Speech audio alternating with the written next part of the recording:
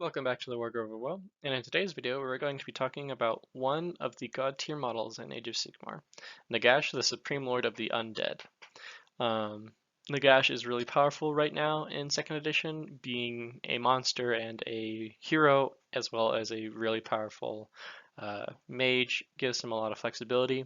And in today's video we're going to be talking about his profiles and why he's so powerful right now.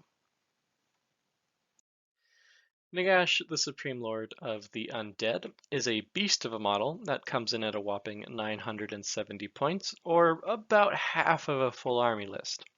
So with such a high price point, he should be pretty good at everything. And luckily, he for the most part is.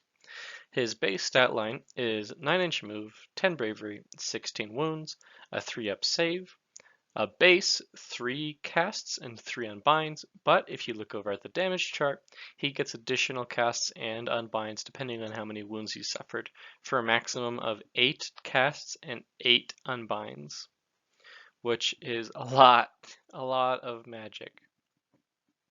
For melee profiles, he has 3. First up is Alakanash.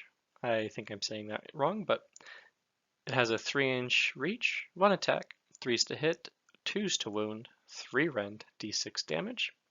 And then he has Zephet Nebatar, 2-inch reach, a degrading chart for attacks, 3s to hit, 3s to wound, 2 rend, 3 damage. And then, like most death leaders with the spooky ghosts, is he has Spectral Claws and Daggers, which is 1-inch reach, 6 attacks, 5s to hit, 4s to wound, no rend, 1 damage. He has a missile profile, the Gaze of Nagash, which is 12-inch reach, 1 attack, 3s to hit, 2s to wound, 1 rend, d6 damage.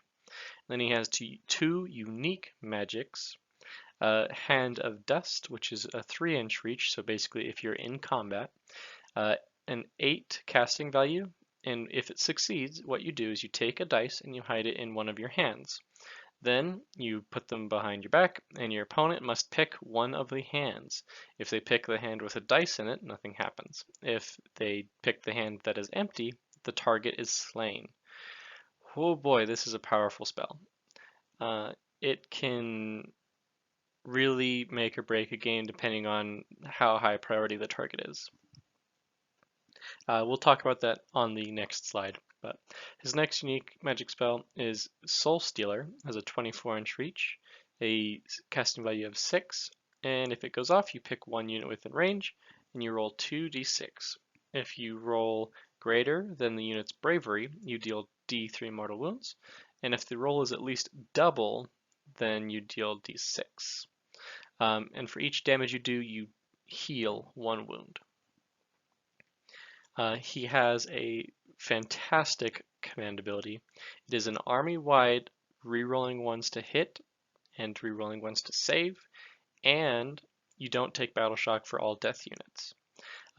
So the last part of that is only useful if you're taking him in Soulblight Gravelords, because Ossiarch Bone Reapers don't take battle shock anyway. But the rerolling ones to hit and to save, just map wide, is so absurdly powerful. This is, it just massively increases your attack capability and your defensive capability. It's crazy.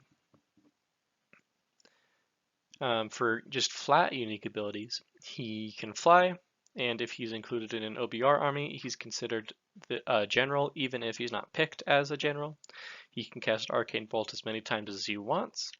6 is to hit with Spectral Claws, deal 1 mortal wound, and he can pick up to 5 summonable or Ossiarch Bone Reaper units and heal 3 wounds, or return models with a combined wound characteristic of 3.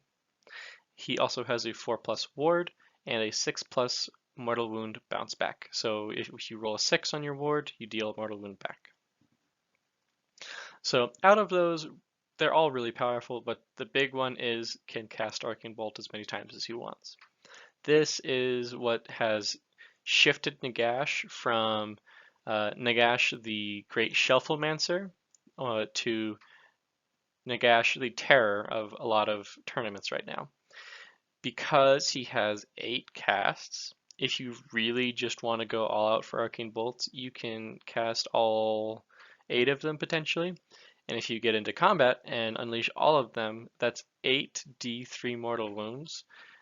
I don't know a lot of things that can survive that, except maybe other god tier models like Archeon or something like that, or Marathi, of course, but Marathi's a special case.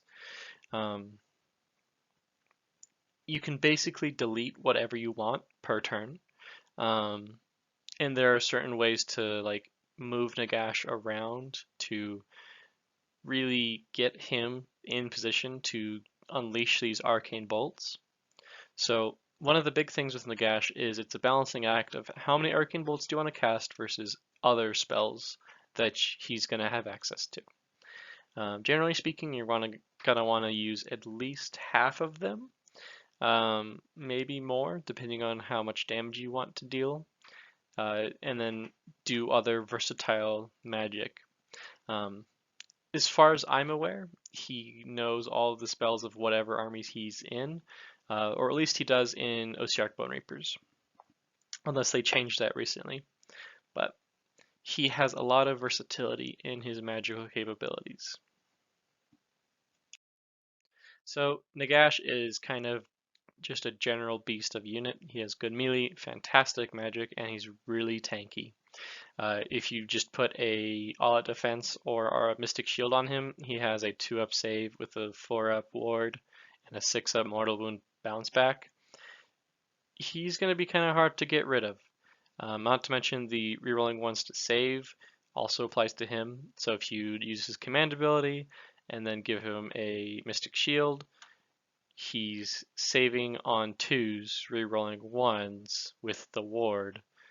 So he's pretty tanky. Even though he is the Supreme Lord of the Undead, he currently can only be taken in Osiark Bone Reapers or Soulblight Gravelords. He fits better with Osiark Bone Reapers in my opinion, just because of the spell lore he has access to in that army. But there isn't anything stopping you from taking him in Soulblight Gravelords. Like I said in the previous slide, one of his biggest strengths is all the arcane bolts. He is also very great at denying enemy magic because he has potentially 8 unbinds at +3. I think one of the only other 2 units that can match that is Croak and Teclis, but Teclis can only unbind so many. Hand of Dust is also really good because it's more or less a 50% chance to get rid of any model, period. Minus enemies with a spell ward, but that is generally on a 5 or a 6-up. I don't know if there's any 4-up spell wards. And then, of course, Marathi, just because Marathi is Marathi. She can only take 3 wounds a turn. One common strategy with Nagash in an OBR army is to cast Protection of Nagash on himself, which if you don't know, it gives him a 5-up ward, and then if he takes a wound during that time, then he can teleport anywhere outside of 9 inches of an enemy. And then after you cast Protection of Nagash, you cast Burning Head on himself, which is a really low power endless spell that can do damage to himself.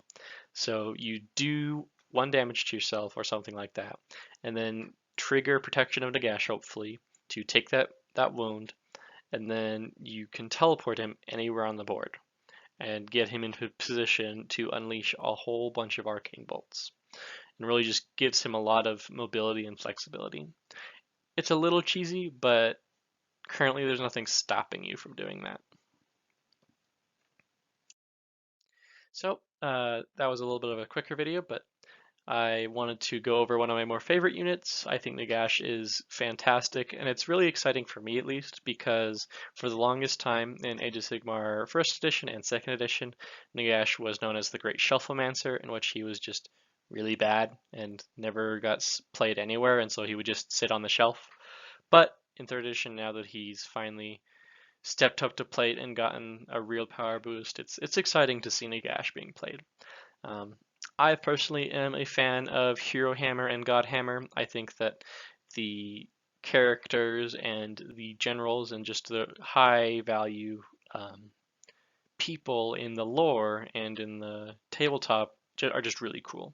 And I think being able to feel their power as they are expressed in the lore shown on the tabletop is really nice. I know some people don't like Hero Hammer, but that's my personal opinion. Anyway, if you enjoyed this video, please leave a like or a comment. And if you want to see more content like this, please consider subscribing. This has been the Wargroove of Will, and I'll see you guys next time.